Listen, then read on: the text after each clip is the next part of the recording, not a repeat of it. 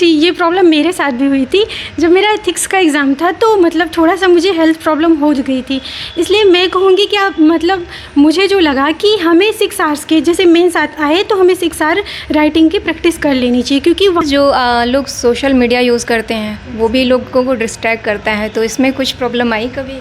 Ma'am मैंने starting से social media सच मतलब मेरे पास व्हाट्सएप ही था, उसके अलावा फेसबुक आईडी आज तक नहीं है मेरी। और मुझे लगता है कि शायद डिस्ट्रैक्शन तो होती होगी, क्योंकि जब हम यूट्यूब पे शॉर्ट्स एक बार स्क्रॉल करना शुरू करते हैं तो वो ख़त्म नहीं होते। तो मुझे लगता है कि आपको इस पढ़ाई में सबसे ज़्यादा ज़रूरी है आप एक सेल्फ पे कंट्रोल रखें थोड़ा सा। तो सोशल मीडिया यूज़ किया जा सकता है, बट एक प्रॉपर वे में यूज़ किया जाए तो उतनी प्रॉब्लम नहीं होगी। मैम मैंने कुछ चीज़ें आपसे पूछ ली। अब अगर कुछ अपनी तरफ से कुछ कहना चाहती हूँ, जो व्यूअर्स हैं जो तैयारी कर रहे हैं, उनके लिए कुछ आप मोटिवेशन के तौर पर कहना चाहें तो बता दीजिए। मैम मैं बस इतना ही कहना चाहती हूँ कि अगर हम सीरियसली सिविल सर्विसेज में आना चाहते हैं तो हम खुद डिटरमिन्ड होकर पढ़ाई करें और हम खुद को डिस्ट्रैक्ट ना कर पाएँ, ऐसा कुछ करें तो मैम 100% हम सफल ही होंगे।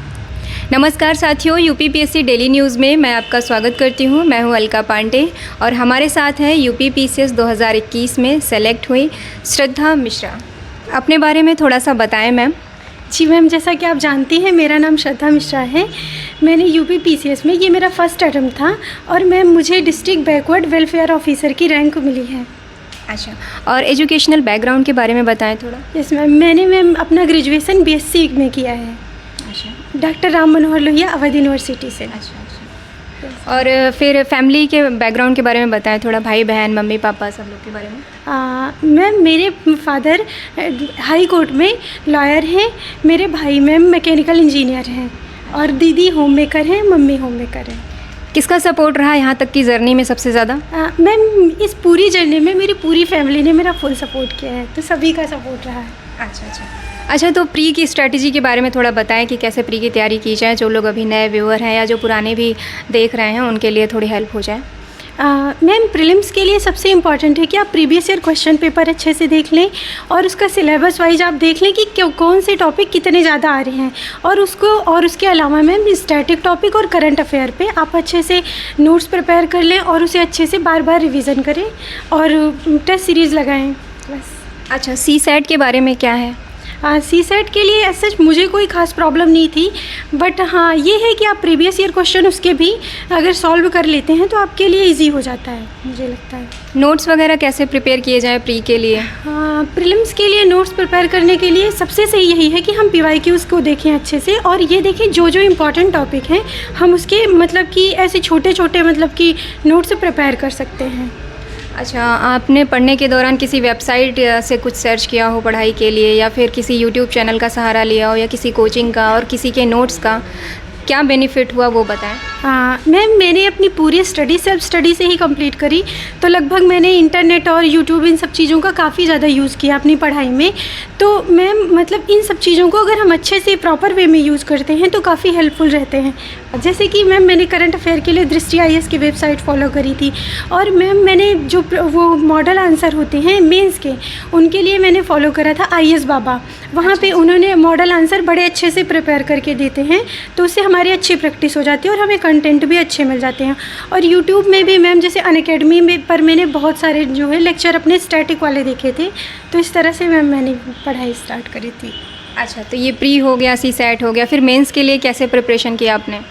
मेंस के लिए मैम सबसे पहले ज़रूरी है मेंस के लिए भी वही, जैसे कि प्रीलिम्स में हम अपने PYQs अच्छे से देख लें और उसके बाद हम अपने सिलेबस को अच्छे से देख लें, और सिलेबस में वो टॉपिक जो लगभग मतलब स्टैटिक में नहीं मिलते हैं उतना ज़्यादा अच्छे से उसके नोट्स प्रिपेयर कर लें, और आंसर राइटिंग तो मोस्ट इम्पॉर्टेंट थी। अच्छा, उसके बाद आ जाता है आपका मेंस भी हो गया। मेंस में जैसे कि हिंदी हो गया, एसए हो गया, फिर GS के चारों पेपर, उन सब के बारे में कैसे पढ़ाई करें? मैम हिंदी के लिए मैंने प्रीवियस ईयर क्वेश्चन देखे थे, और एसए के लिए मैंने कोटेशन जो है वो नोट करे थे, और एसए मैंने कुछ लिखे भी थे क्योंकि मैंने टेस्ट सीरीज ज्वाइन करी थी तो उसके लिए। और GS पेपर 1 के लिए वह स्टैटिक सब्जेक्ट अच्छे से आप कर लीजिए। और करंट अफेयर में आप देख सकते हैं जो करंट अफेयर में विजन के मेंस 365 होते हैं वो काफ़ी हेल्पफुल रहते हैं सारे पेपर्स के लिए। तो मैम मैंने ये किया था। बाकी जो स्टैटिक टॉपिक या स्टैटिक सब्जेक्ट पे जो सभी बुक्स पढ़ते पढ़ाते हैं वही मैंने भी पढ़ा था ऐसे। तो आपका ग्रेजुएशन कब कंप्लीट हुआ था? 2019 में। अच्छा, उसके बाद फिर कैसे मोटिवेट हुई आपकी पीसीएस ही बनना है? मैम मतलब सिविल सर्विसेज में आने के लिए तो बचपन से कहीं ना कहीं से तो मतलब ड्रीम था एक, लेकिन जब ग्रेजुएशन में आने के बाद मैंने इसके बारे में जाना तो थोड़ा सा ये था कि मैं यही करियर परस्यू करूँगी। तो मतलब ऐसा अचानक से मोटिवेशन नहीं रहा था, स्टार्टिंग से थोड़ा थोड़ा था। तो फिर ग्रेजुएशन के बाद मैंने अच्छे से इसके लिए पढ़ना स्टार्ट किया। अच्छा, कुछ कठिनाइयाँ इन सब के दौरान, जैसे कभी लगा हो कि बहुत टफ सा लग रहा है, नहीं हो रहा है, कोर्स कंप्लीट नहीं हो रहा है मेरा, कुछ ऐसी प्रॉब्लम्स आई तो फिर कैसे क्या आपने, कुछ फ्रस्ट्रेशन वगैरह कभी हुई हो, कोई उतार चढ़ाव कुछ? मैम फ्रस्ट्रेशन का मेरी जर्नी में तो इतना कुछ खास नहीं रहा, बट ये था कि स्टार्टिंग में ही मेरे टाइम पे कोविड आ गया था, तो वो सबसे बड़ा रहा था कि एक हर्डल था कि पढ़ाई कैसे हो। तो उसकी वजह से मुझे सारी पढ़ाई अपने सेल्फ स्टडी से ही करनी पड़ी थी, और ऐसा कोई ऐसा खास फ्रस्ट्रेशन नहीं था मेरे पास। मतलब मेरा स्मूथ रही जर्नी काफ़ी। अच्छा, ये आपका पहला अटैम्प्ट है? Yes ma'am. बहुत बहुत बढ़िया।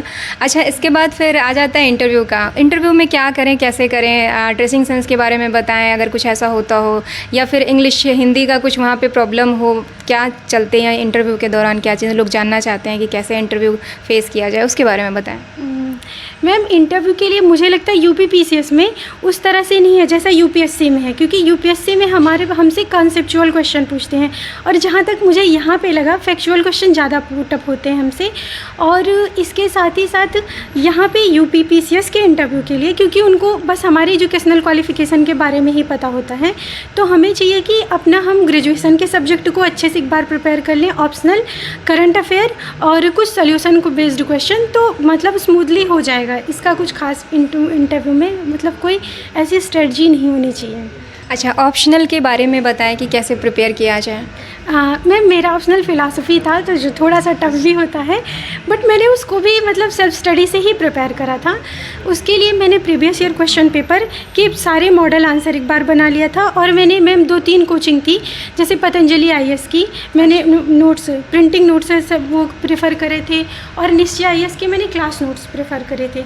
बाकी मैंने वही मॉडल आंसर अच्छे से प्रिपेयर किया था, और एक टेस्ट सीरीज लगाई थी, वो भी ऑनलाइन ही थी, क्योंकि उस टाइम पे कोविड था, तो ऑफलाइन का कोई इश्यू वही नहीं था, तो बस इतना ही था। मेंस का पेपर देते समय लगातार जो देना पड़ता है, उसकी कठिनाइयों से कैसे गुजरा जाए वो बताइए थोड़ा, क्योंकि लोग थक जाते हैं ना तैयार करते करते, लगातार पेपर देते तो बीच में थोड़ा गैप भी नहीं मिल पाता है, तो उसके बारे में कुछ बताएं। मैम ये प्रॉब्लम मेरे साथ भी हुई थी।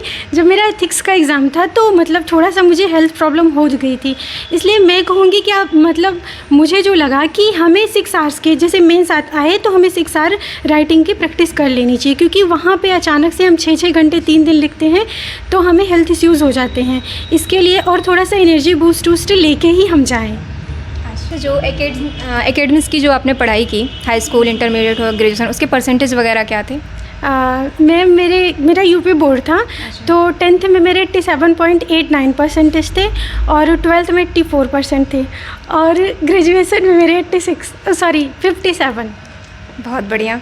जो लोग सोशल मीडिया यूज़ करते हैं, वो भी लोगों को डिस्ट्रैक्ट करता है, तो इसमें कुछ प्रॉब्लम आई कभी? मैम मैंने स्टार्टिंग से सोशल मीडिया सच मतलब मेरे पास व्हाट्सएप ही था, उसके अलावा फेसबुक आईडी आज तक नहीं है मेरी, और मुझे लगता है कि शायद डिस्ट्रैक्शन तो होती होगी, क्योंकि जब हम यूट्यूब पे शॉर्ट्स एक बार स्क्रॉल करना शुरू करते हैं तो वो ख़त्म नहीं होते। तो मुझे लगता है कि आपको इस पढ़ाई में सबसे ज़्यादा ज़रूरी है आप एक सेल्फ पे कंट्रोल रखें थोड़ा सा। तो सोशल मीडिया यूज किया जा सकता है, बट एक प्रॉपर वे में यूज़ किया जाए तो उतनी प्रॉब्लम नहीं होगी। हिंदी मीडियम था या फिर इंग्लिश मीडियम था?